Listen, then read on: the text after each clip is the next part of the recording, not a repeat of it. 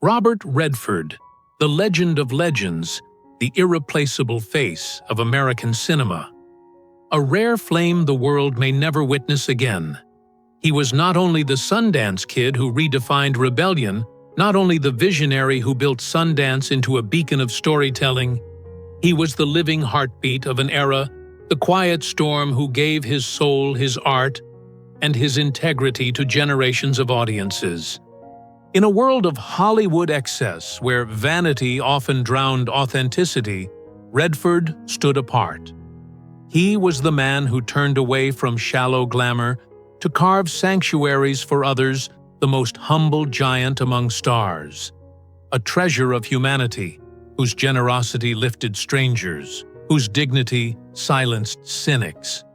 To watch him was to believe cinema could still carry truth. And yet, behind the smile that lit countless screens, wounds lingered that no applause could erase. The sudden loss of his infant son, Scott, in 1959, the tragic death of his son James in 2020, the silence left by his mother's passing when he was still a teenager. Shadows clung to his soul, carving scars as deep as the roles he immortalized. Now, as the world reflects on his passing at 89, the truth is raw. The man who once embodied boundless vitality faced solitude, frailty, and the cruel reminders of time. Do not look away, for within Robert Redford's story lies not only glory, but tragedy that whispers to us all. The first wounds of Robert Redford were not written by fame, but by childhood itself. A boy raised under the California sun, yet shadowed by instability and loss. A son who learned too soon that love could vanish overnight, that the foundations of home could collapse without warning, leaving silence where laughter once lived. Charles Robert Redford Jr. entered the world on August 18, 1936, in Santa Monica, California. Even his name carried a weight of continuity handed down from his father, a bookkeeper who balanced ledgers but struggled to balance a family. His mother, Martha, was the gentle anchor of his early years, but her health was fragile, and her absence in his teenage life would become a scar deeper than any later Hollywood wound. The boy who would one day stand as a symbol of resilience was from the start acquainted with grief. The turbulence of his upbringing was quiet but relentless. Raised in Van Nuys, Redford grew up in modest circumstances. A restless dreamer watching classmates like Natalie Wood march toward early stardom while he felt more like an outsider. Teachers saw a boy with talent, but also defiance, a student who questioned too much, wandered too far, and was already searching for a different horizon. "I was a mess," Redford would later admit, remembering the reckless streak that filled his youth with more alcohol than ambition. The world expected him to walk a straight line, but already he was bending off the page. For a brief moment, it seemed sport would save him. Baseball gave young Robert an identity, a glove and a bat, becoming armor against the instability at home. It carried him into the University of Colorado on a scholarship, a promise that discipline could carve a future. But then the cruel twist came. His mother's death struck while he was still a freshman, tearing away the one figure who believed most deeply in him. In the aftermath, Redford spiraled. Nights blurred into parties. Drinks drowned the discipline of the field. And soon the scholarship, the one ladder out, was gone. What had been a sanctuary was ripped away, leaving him unmoored. Exiled from the game and from stability, he drifted. Europe became his refuge, a young man with a sketchbook wandering Paris streets and Spanish alleys, searching for a language that could contain both beauty and grief. Art was his first dream, the first promise that he might create meaning from chaos. But it was not enough. New York soon called, and at Pratt Institute and later the American Academy of Dramatic Arts, he found another voice. Acting was not simply craft, it was survival. A way to translate loss into characters, silence into presence. By the end of his teens, Robert Redford had endured what would crush many adults: the death of a mother, the collapse of a scholarship, the ache of watching classmates surge ahead while he stumbled in the dark. It was a cruel apprenticeship, in grief teaching him that security was fragile joy, temporary, and belonging uncertain.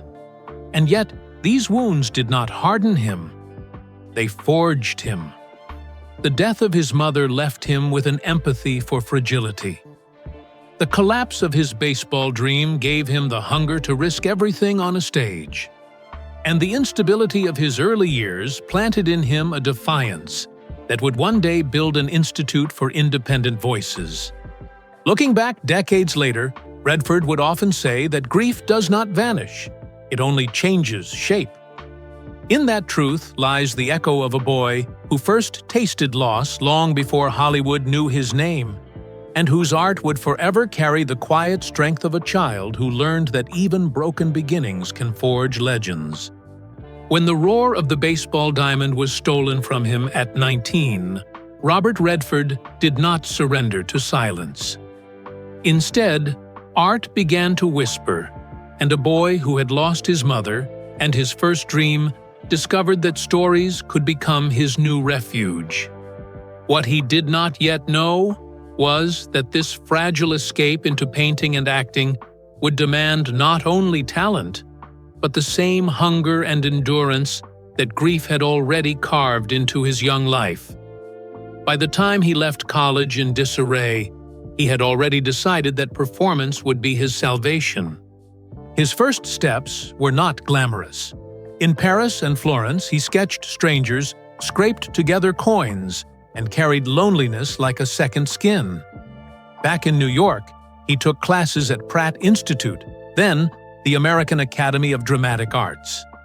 The stage was never gentle.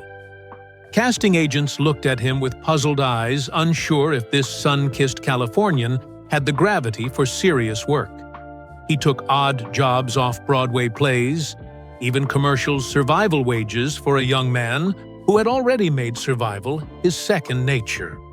Armed with little more than restless ambition and a suitcase, Redford drifted into the world's coldest audition rooms.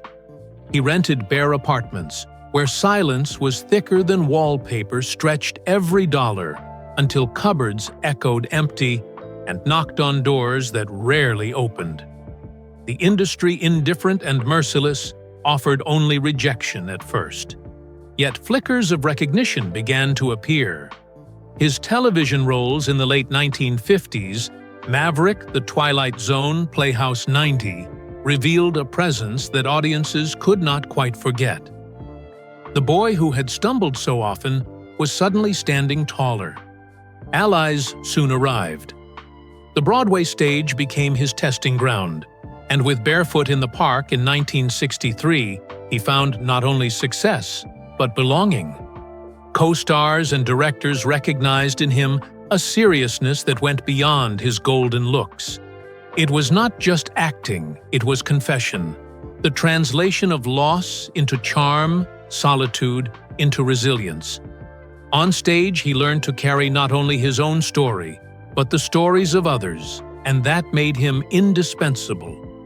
Then came the leap that turned anonymity into legend. In 1969, Butch Cassidy and the Sundance Kid exploded across screens, and Redford was no longer just a promising actor, he was the Sundance Kid, branded forever as the outlaw with mischief in his grin.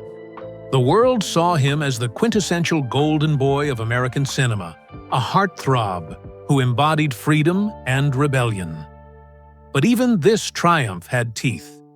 That image, handsome, untouchable, effortlessly charming, risked becoming a cage, one that threatened to trap him in roles far shallower than the depth he longed to reveal. He craved complexity, truth, the chance to direct, to tell stories that mattered. These beginnings were never triumph without cost. Each success echoed with the ghosts of his past. The boy who lost his mother now played sons and lovers with tenderness that critics called raw. The young man who drank away his scholarship now carried discipline that astonished directors. Hollywood's gates had finally opened, but they opened with suspicion, as if daring him to prove that he was more than a beautiful face. And prove it he did. The boy who once wandered Europe with nothing but sketches had learned to carry his true home inside himself: persistence, humility, a refusal to quit. The world had not yet crowned him a legend, but he had already revealed the truth that mattered most. He would not break. Robert Redford entered the 1960s not as Hollywood's chosen golden boy, but as an outsider, a restless soul with more scars than connections. Handsome yet wary, charming yet skeptical, he carried into casting rooms both the charisma that could light a stage and the shadow of a young man who had already lost too much. His paradox was obvious from the beginning: an actor who embodied beauty but carried sorrow beneath the surface. His first breakthrough came on Broadway with Barefoot in the Park in 1963, a Neil Simon comedy that revealed his ability to mix boyish wit with depth. Audiences laughed, critics praised, and suddenly the young man from Van Nuys was a rising star. Hollywood followed quickly. Roles in Inside Daisy Clover, 1965, and This Property is Condemned. 1966 placed him alongside Natalie Wood, but with every flashbulb came the whisper that he was little more than a pretty face. Fame had arrived, but its price was skepticism, the suggestion that his beauty overshadowed his craft. The stumbles came soon enough. Films like Situation Hopeless. But Not Serious, 1965, and Tell Them Willie Boy Is Here, 1969, failed to ignite the box office. Critics circled some dismissing him as wooden, others claiming he lacked the grit for serious roles. Yet then came Downhill Racer, 1969, a bleak, intimate portrait of a cold Olympic skier. Here at last, Redford revealed what lay beneath the surface: a capacity for icy vulnerability that no headline could dismiss. That same year, he found an ally in Paul Newman. Their collaboration in Butch Cassidy and the Sundance Kid transformed Hollywood history, giving Redford both a partner and a mirror proof that he belonged not just among stars, but among legends. And then came the defining role. Butch Cassidy and the Sundance Kid, and later The Sting 1973, did not simply make him famous, they immortalized him. Overnight he became the Sundance Kid, the archetype of rebellion and charm. But the sacrifice was real. To inhabit those roles, he demanded perfection from himself, pushing his body through relentless stunts, riding horses until his bones ached, and hiding exhaustion beneath the gleam of invincibility. On screen, he was immortal, but off-screen, he bore the toll: long days under blazing suns, the relentless scrutiny of an industry eager to carve him into a myth. Success was written in sweat, and bruises, triumph carved directly into his frame. By the mid-1970s, doubts resurfaced. Was Redford only the handsome outlaw? Could he go deeper? He answered with All the President's Men, 1976, a film he produced and starred in. Proving his vision extended beyond performance. Yet as the years advanced, the industry still tried to cage him within the stereotype of the golden boy. He resisted turning toward directing, where his first feature, Ordinary People, 1980, won 4 Academy Awards, including Best Director. It was his resurrection, the moment he silenced every critic who had ever doubted his substance. Robert Redford's stardom was never gentle. Every cheer was accompanied by a whisper of dismissal, every success balanced on the edge of exhaustion. But he endured not because the path was gifted, but because he refused to surrender. His fame was never a gift. It was a wound turned into fire. Robert Redford has always been described as a man of rare grace, but nowhere was his humanity more visible than in the story of his heart. While Hollywood paraded its romances in flashing lights and red carpets, Redford carried his love life with the quiet caution of a man who knew how fragile happiness could be. There were no dramatic scandals, no glittering displays meant for the headlines. Instead, there was a tenderness kept close guarded, as though exposure might wound it beyond repair. Behind the image of the Sundance Kid, behind the smile that charmed generations, lived a man who longed for family, for permanence, and who would be forced again and again to learn how easily love could slip through his fingers.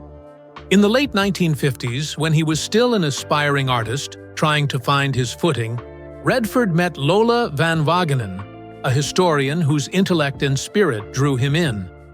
They married in 1958, long before his face would appear on posters across the world. Together, they tried to build something that felt safe, raising 4 children in the spaces between Hollywood soundstages and the quiet landscapes of Utah. For a time, it seemed he had outrun the ghosts of his childhood. Where there had once been absence and instability, there was now a home laughter at the table, the promise of belonging. And yet, fate, merciless as ever, had not finished with him. In 1959, only a year after their wedding, their first child, Scott, died in infancy. The cause was sudden infant death syndrome, a phrase that seemed too clinical to contain the devastation it carried. The nursery they had prepared became a shrine of silence. The crib stood empty, the folded clothes untouched.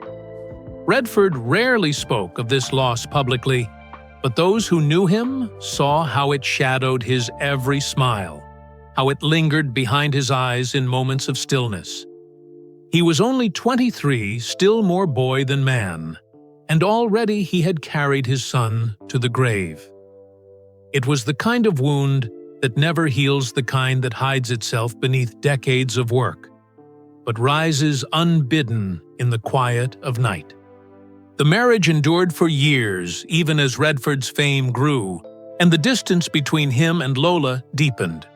By 1985, they divorced not in scandal, but in sorrow, quietly marking the end of a partnership that had survived for nearly 3 decades. For Redford, it was not simply the end of a marriage, but another reminder that permanence was a fragile illusion. Rumors linked him with actresses, whispers appeared in tabloids, but he remained guarded. If there were fleeting romances, he never paraded them. He carried his heart like fragile glass, unwilling to let Hollywood's circus devour what remained of his private world. Amid this quietness, friendships often took the place of romance. His bond with Paul Newman became legendary, a partnership built not only on the screen, but in life. Together they shared laughter, creative battles, and the kind of loyalty that is rarely found in an industry obsessed with self. Jane Fonda was another longtime ally, their collaborations creating a trust that endured even as the press tried to invent stories of passion.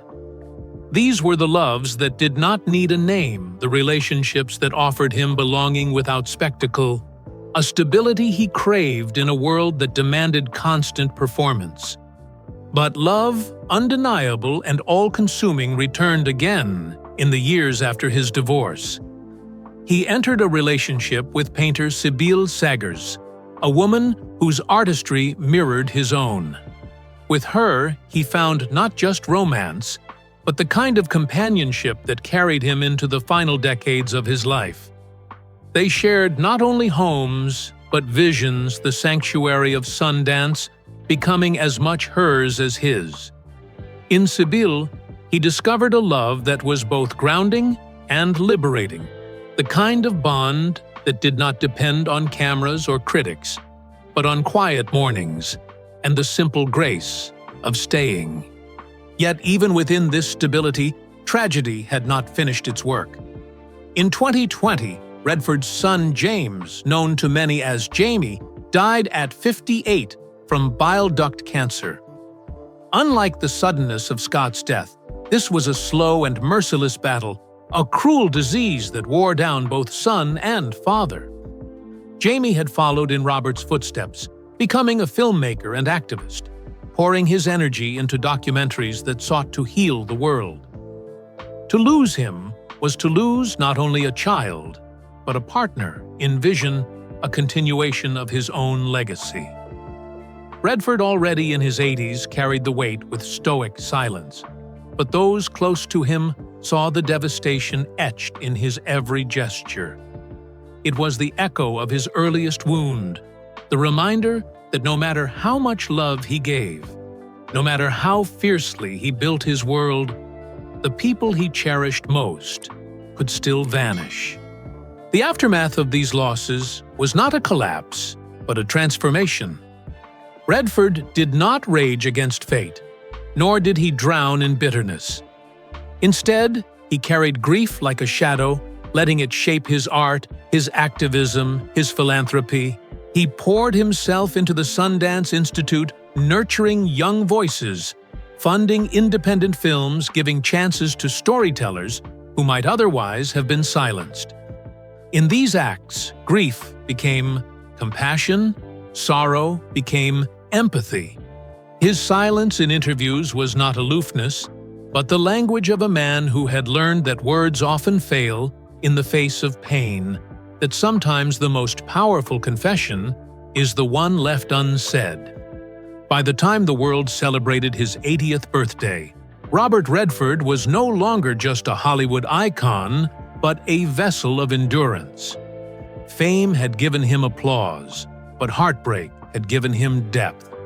He knew better than most that love could be radiant and devastating in equal measure, that the same heart that could create family could also be forced to bury it. What defined him was not the absence of pain, but his refusal to let it consume him. He turned wounds into wisdom, silence into empathy, scars into symbols of survival.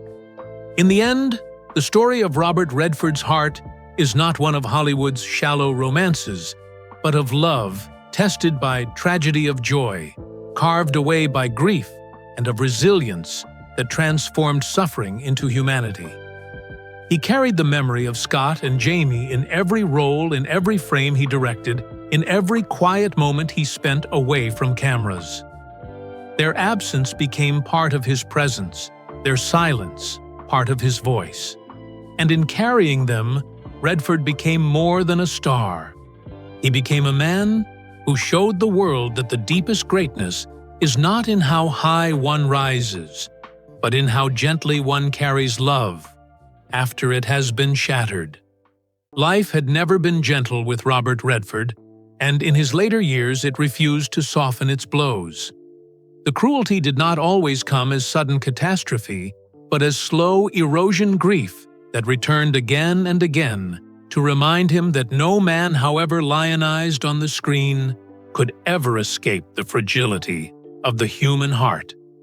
The world saw him as the Sundance Kid, the golden rebel of American cinema, a man who seemed invincible against the sweep of time.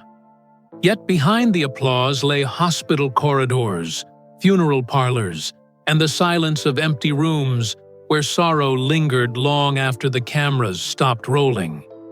The first great wound of his family life had been carved in 1959 when his infant son, Scott, died in his crib, a tragedy that left Robert and his young wife, Lola, reeling in devastation. That wound never fully closed, and decades later it reopened when his son James, whom everyone called Jamie, was diagnosed with a rare liver disease that would eventually take his life in 2020. For years, Robert lived with the pendulum swing between film sets and hospital wards. He canceled appearances, adjusted schedules, and spent long nights at Jamie's side, watching his boy, no longer a child, but still his son, fight through surgeries, transplants, and eventually the merciless shadow of cancer. Redford never sought headlines for his devotion. He quietly funded research into organ transplantation-supported medical centers and encouraged his son's own efforts as a documentary filmmaker, raising awareness about health and environmental issues. True strength, he proved, was not in trophies or ovations, but in sitting silently at a bedside, holding a hand as though presence itself might hold back the dark. Loss did not only come from family. Friends who had been companions in his long journey began to disappear one by one, leaving him with an ever-dwindling circle. The death of Paul Newman in 2008 struck with unusual force.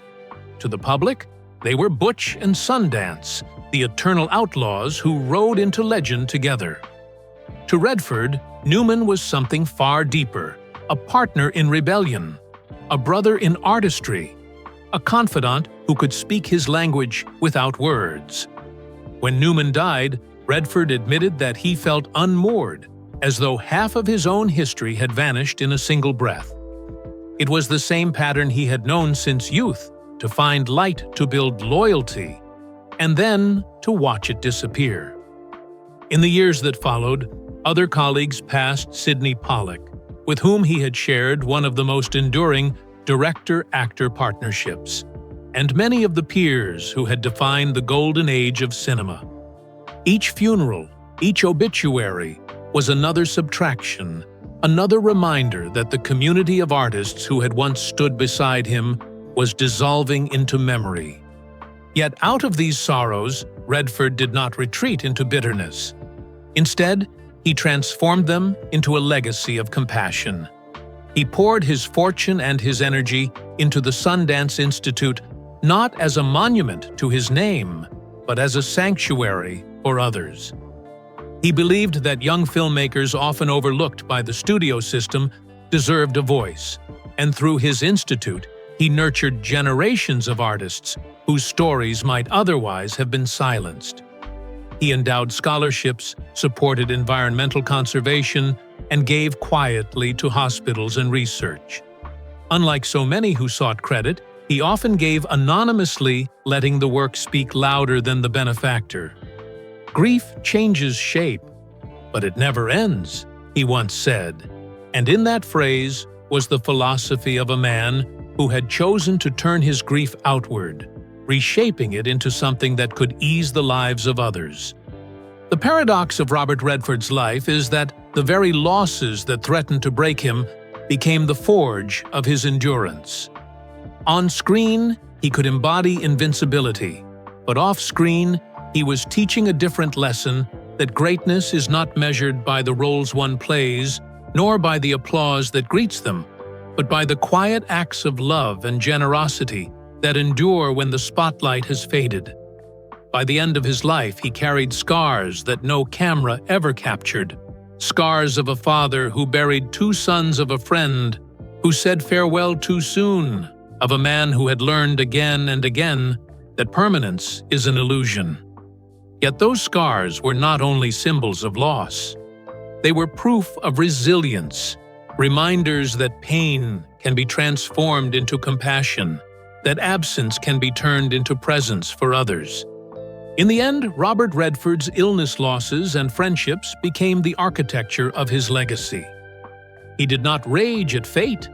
He bore it with dignity, letting each wound deepen his empathy rather than his anger. He showed the world that true greatness lies not in how high one climbs, but in how gently one carries others along the way. His story is not only that of an actor, director, or icon, but of a man who endured the merciless erosion of time and still found the courage to turn sorrow into sanctuary. The body, like the heart, has limits, and for Robert Redford, every role, every film, every sleepless night devoted to Sundance carved those limits deeper until pain itself became his most unrelenting companion. The applause faded, the lights dimmed, the trophies gathered dust, but the toll remained etched into him like scars on stone. The world adored the myth of the invincible golden boy, the Sundance Kid, who never aged, the director who won Oscars at his first attempt.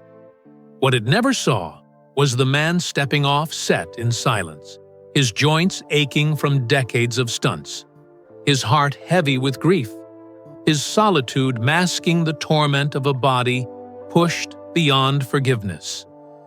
The myth was immortal. The man was fragile. It began with the physical sacrifices of his earliest breakthroughs.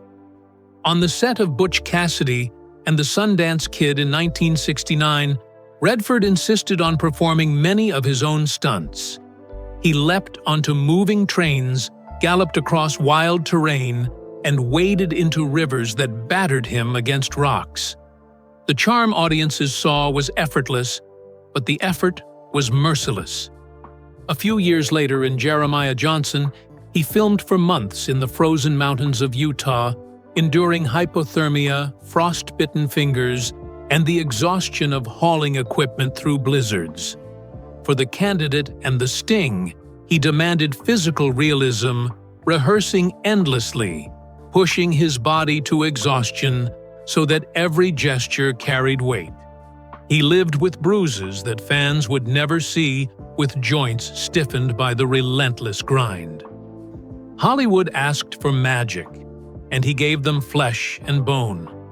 He vowed early never to disappoint the audience, and that vow became a covenant sealed in pain.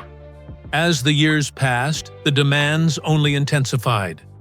By the 1970s and 1980s, Redford was not only an actor, but a producer, a director, the architect of Sundance, carrying the weight of an entire independent film movement. He directed Ordinary People in 1980 with such obsession that he often skipped sleep poring over dailies while his body begged for rest. He shouldered the administrative burdens of Sundance Institute reading scripts, mentoring filmmakers, negotiating with studios, flying constantly between Utah, New York, and Los Angeles. His discipline was relentless, but the cost was steep. His back stiffened from endless flights, his eyesight strained from long nights in editing rooms, his knees weakened from years of riding horses and performing stunts. He endured it without complaint, the quiet endurance of a man who had been shaped by grief and who believed suffering was the price of creation. The world saw him as tireless, but those close to him knew he was always in negotiation with fatigue. Then came the toll of time itself. By his 60s, the physical signs of sacrifice could no longer be hidden. The man who had once leapt fearlessly now moved with care. He struggled with the small indignities of aging hearing loss that made interviews harder, joint pain that slowed his stride, the constant hum of fatigue. He had survived cancer scares within his family heartaches that weakened him more than any disease, and whispers circulated that he himself faced health challenges he chose never to disclose publicly. On set, he no longer chased invincibility, but adapted with humility. He embraced gentler routines, early mornings of swimming in cold lakes near his home in Utah, long hikes through the mountains, stretches performed with the patience of prayer. He treated recovery as ceremony, bowing to limits, without surrendering his spirit.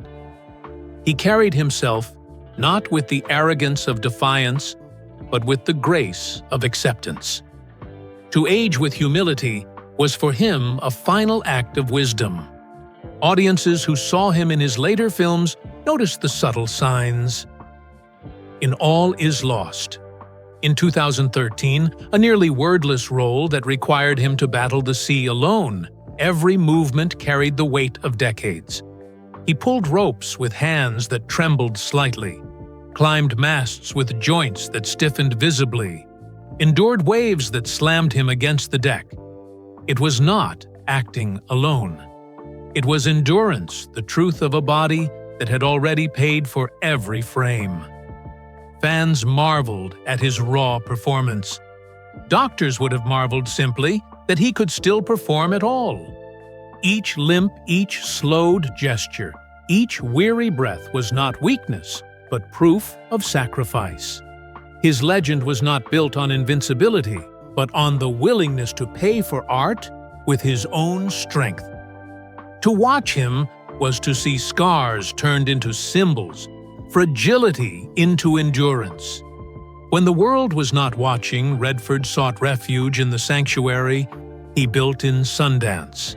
His home there was not a monument to wealth, but a temple of calm constructed of wood and glass to merge seamlessly with the mountains. Morning light spilled across vast windows, forests pressed close against the walls, and streams whispered nearby. He tended gardens with his own hands painted in quiet studios, walked trails until the horizon swallowed him in silence. Friends described the house not as a celebrity mansion, but as a sanctuary, a place where grief could soften, where the body could breathe, where the soul could recover. It was a home designed not to wall the world out, but to hold his heart steady within. After decades of loss, after the deaths of 2 sons, after the endless strain of Hollywood, it was here that he found the closest thing to peace. It was also here that love returned in later life.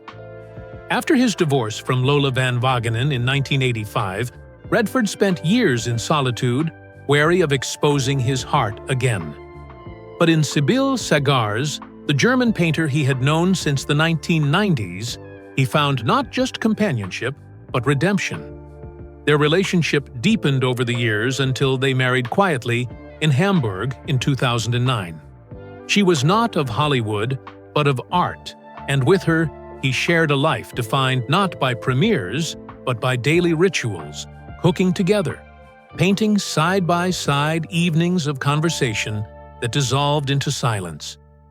She painted, he sketched. Sometimes they sat in gardens, letting the twilight settle around them. In her presence, he discovered not spectacle, but intimacy. The kind of love that does not announce itself but sustains. After decades of carrying absence, he had found a presence steady enough to anchor him in his final years. Even as age slowed him, Redford never abandoned creation. He became selective, choosing projects that resonated deeply. All Is Lost was one. The Old Man and the Gun in 2018 was another, a farewell role that mirrored his own life. A thief, tired but unbroken, still running one last time. Beyond cinema, he turned to painting, to environmental advocacy, to mentoring young filmmakers through Sundance. He believed only in pursuing what made his heart feel alive. He no longer measured success by box office, but by meaning. In interviews, he often said he was finished with acting, then returned for one more project when the story was too powerful to resist. It was a rhythm not of ambition, but of passion, of following the compass of the soul rather than the market. Perhaps the most enduring transformation of his later years was the way he turned grief into legacy. He had buried 2 sons, watched friends fade, endured the relentless erosion of time. Yet instead of retreating into bitterness, he expanded outward. Through Sundance Institute, he nurtured countless voices otherwise silenced by the studio system. He championed conservation of the American West, donating land and resources to preserve the wilderness he loved. He funded hospitals and research, often anonymously letting the work speak louder than the benefactor. He gave quietly to colleagues and strangers, his acts of kindness revealed only years later. Scholarships, he funded medical bills, he paid projects, he salvaged with quiet phone calls. He lived the belief that grief changes shape, but never ends, and in that truth, he found a way to turn sorrow into compassion. By the end, Robert Redford's greatness was not measured by the films alone, though they were many, nor by the awards, though they were countless. His greatness lay in the scars he carried and the way he carried others along with him. The cost of fame was carved into his body, but he never allowed it to break his spirit. His scars were not secrets. They were monuments. His silences were not emptiness. They were wisdom. His legacy was not fame, but humanity, not triumph, but compassion. The applause had faded, the lights dimmed, but in the quiet, after something more enduring remained. And now the question belongs to you. What will you remember most about Robert Redford? The Sundance Kid grinning in rebellion? The visionary director shaping independent cinema? Or the man who bore grief with grace? Which of his films, which of his moments lives most deeply in your heart? Share your reflections, for in remembering him, we honor not just a star, but a man who turned wounds into wisdom, scars into symbols, and silence into empathy. If his journey has touched you, let your voice join the chorus that ensures stories like his are cherished, passed on, and never forgotten. Because in the end, true greatness is not measured in fortune or fame, but in how gently one carries others along the way.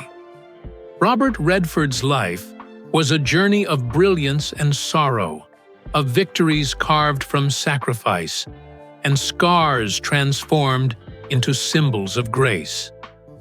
He was not only the Sundance Kid, not only the Oscar-winning director, not only the architect of independent cinema. He was proof that behind every legend lies a fragile human heart that endures more than we can ever see. Now, the story belongs to you. What will you remember most about him? Was it the defiant grin in Butch Cassidy and the Sundance Kid, the quiet strength of all is lost, or the compassion he carried through Sundance and beyond? Do you see in his journey a reflection of your own battles, your own endurance against grief and time? Leave your thoughts below. Let us gather them like pieces of memory, like a chorus of voices that ensure Robert Redford's legacy will not fade with the applause. If his story has touched you, let your like shine as a tribute, and subscribe, so that together we can keep honoring the legends who remind us that greatness is not fame, but kindness carried through pain.